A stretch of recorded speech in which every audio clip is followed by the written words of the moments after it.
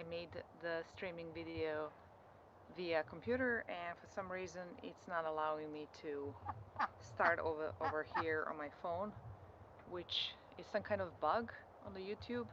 I apologize for that, so I will have to make this video from scratch.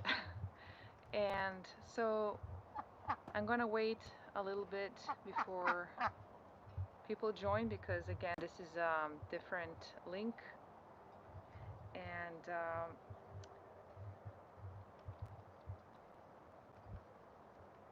I'm not sure if people are able to see me now, because again I'm using a different link. All right, so okay, I see some people are slowly showing up, so I'm gonna start. So hi everyone, welcome to my garden. I'm so happy you're here. And first thing I'm gonna do is I'm gonna give them some treats, okay? So I'm gonna make the duckies happy. You can see them chilling. And here we are. So I have collected some snails for them, because I don't have any more in the garden. You see, they're pretty good at what they do. They're great at collecting the snails and slugs in the garden, so that means I'm actually forced to collect them elsewhere if I want to make my duckies happy, right? So that's what I'm gonna do. I'm going to put this camera up so I can show you how I feed them.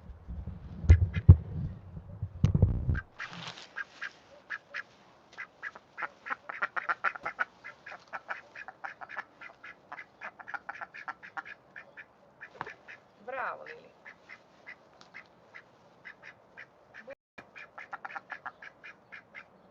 Booby. Bravo. Booby gets it. It's a challenge, but he doesn't like big snails. Aide, Lily. Hop. Bravo. So I have little small snails for him as well. Hop. Bravo, Lily.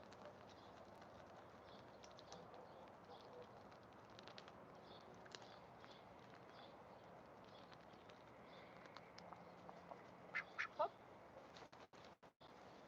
I don't know, they're not very into eating them. Maybe they're too big for them. Hop. Booby.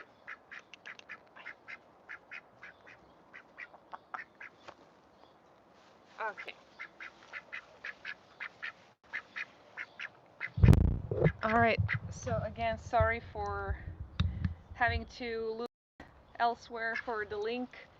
Again, it was some kind of error or a bug with the YouTube. So, and it's my first time doing this, so I'm not an expert. So today I thought of showing you a bit of our everyday life here. Nests, where they sleep at night, how I water the plants with pond water. So it's going to be a calm little garden tour with some duck stories. And of course, feel free to ask me if you have any questions as we go along.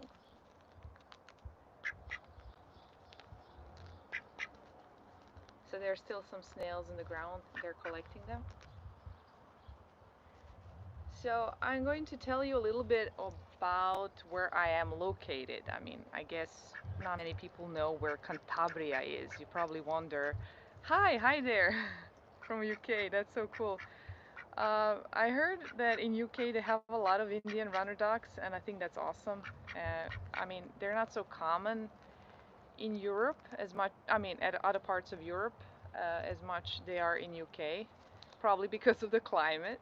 But you see, the climate in UK and Cantabria, which is north of Spain, is quite similar, and we both struggle with slugs and with snails. So you probably know, if you're from UK, you know how that can be a huge problem if you have a garden, right? So these little guys, they're helpers, right? They help us handle that problem. So as I started the video, I was feeding them with some snails I had to collect elsewhere, which is kind of crazy, right? So, all right. So that's the thing about the snails. Oh, thank you very much. Yes, this is a different language. I speak a few languages, so you're probably gonna notice different languages popping up.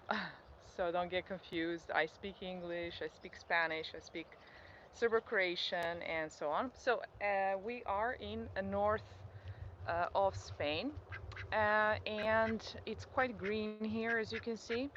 I love that about this place, and it's kind of humid.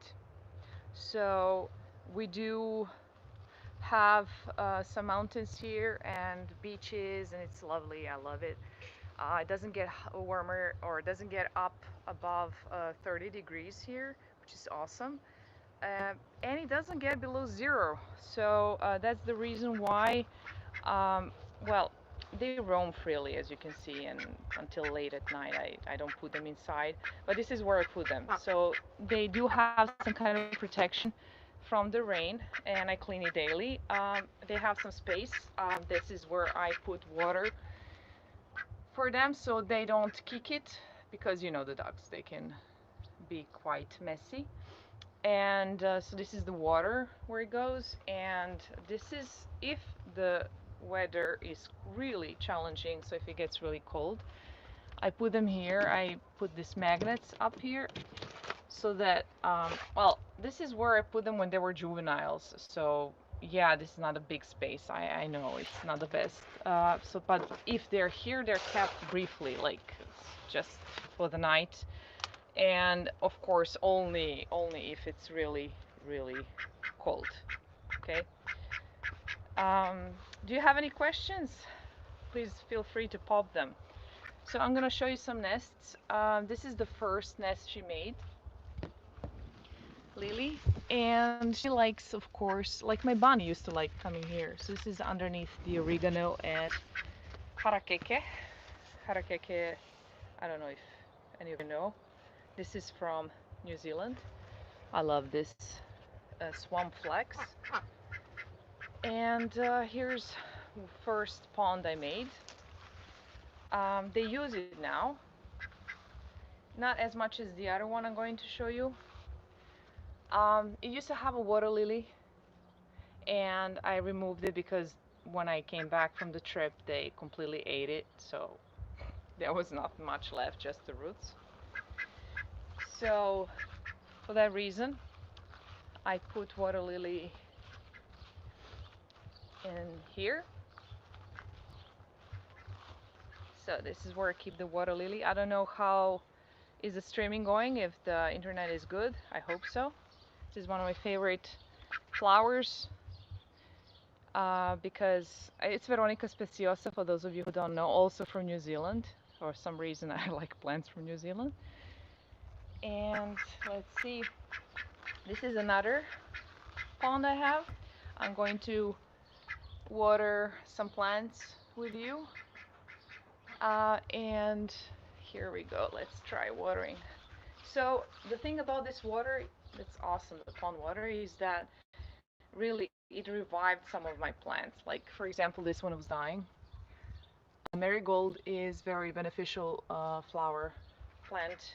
It helps keep some pests away, and this yeah, it's working quite well. This is chili, so cayenne chili pepper, and I had it for 5 years. And the crazy thing is that I have never seen it doing so well as it is now, and it's thanks to the marigold, of course, protecting it, and also to the pond water. And this is the orange, which is growing quite well. Sorry, this is lemon. This is lemon, but I'm gonna show you the orange. Well, the orange was struggling a lot, and now it's finally thriving after such a long period, such a long pause, and so many problems it has had. And it was dealing with, again, with many issues, and I moved it. Yes, I moved it to a different location. That does help. But also, I'm feeding it with the pond water. So I really highly recommend pond water. This is the last nest she made. Not the second, the last. I put this here so she's not so interested in coming here. And the reason why I didn't want her here is, as you can see, I have a huge lavender, and beneath it, she kind of destroyed it, but I had sage. And this is the sweet Allison, of course destroyed. And this is quite fragile plant, which is from South America. It's quite lovely, has a beautiful purple, really big purple flower that is going to get very soon. So, and other kind of sage. So I have a lot of little plants here growing, and I really don't want. Hello, Galaxy Whispers. Wow, awesome. Where are you from? So, okay, I'm going to tell you about a problem I have had because of too much watering. I want you to be aware of that. So yes, as you can see, I have kind of permaculture. I believe in that, that we have to respect nature and that there is a lot we can get from it, and we should take care of it.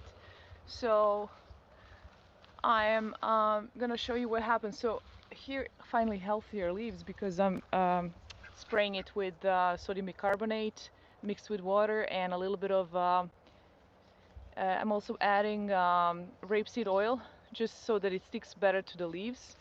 But as you can see, it got some fungi problem, and that's thanks to my uh, careless throwing of the water before here and not using it properly. So now I'm in passion flower. Yes, this is the passiflora passion flower, which is beautiful, has a beautiful flower as you can see. But I messed it up because I was throwing carelessly the water. This is nectarine, and also it was suffering. Well, again, humid temperature here doesn't help at all. And this is Irish strawberry. Probably those of you who are from the north of Europe know of it. It's not truly from Ireland, but as you can see, it has suffered a lot as well. And thanks to that problem, I the the problem I made because of the careless throwing of the water. So what else I can tell you is well, does anyone have any questions? I'm really curious. I mean, not many of you here because again, this is a mistake I made. I'm using a phone to stream because it's easier in the garden. I don't have Wi-Fi, so I'm sorry for that. In the apartment, the computer video for streaming I made was gonna use a Wi-Fi and better technology, and therefore, yes, the confusion with YouTube. So sorry about that. Well, since this is the first video, I'm not gonna hold you too much longer. If you don't have any questions, I just wanted to show you a little bit around and you know, uh, I can mention this as well. This is chia. I planted it from. Can you use the duck spool for the? Absolutely. I mean, you mix it with the water. This is what I was talking about. This is the pond. Well, it has poop, and this is already combined with water, so it's a great way to reuse it. I have some poop. If you don't have a pond, then you can always use the poop you see here, poop, and scrape it off and put it with water, mix it with water. Absolutely, yes. Well, I can show you. I sometimes I use, of course, the drinking water I don't throw, and I also try to limit plastic in my garden. You know, we all know the microplastic is not healthy, so I try to do what I can. You know, so for example, I would take it like this, or while I'm adding water, I'm pushing the dirty water, and at the same time I'm taking with a big bucket. That's another technique I started utilizing. So for example, just to show you a little bit how I do it. So I take a little bit of water, I put it directly, I put it down, not on the leaves, you know what I mean. So my tomatoes are thriving, as you can see. I have plenty of tomatoes. I planted them everywhere. Again, I don't use pesticides. This is like this is called diatomaceous earth soil, if anyone knows.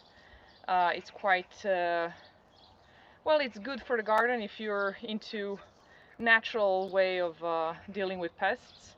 So I put a little bit of that to protect the leaves. So I don't have a big problem with a little bit of leaves being damaged, but it's better to remove them. The leaves of chia, you can also eat these leaves. You don't have to only eat the seeds. I hope you know that. So, well, just before I end, so this is the first video I made. Again, I apologize that it wasn't the first video I was streaming because of the issue with the YouTube. I wasn't able to connect to it. And hope to see you next time. Thanks for staying up till now. Thanks for watching. Bye.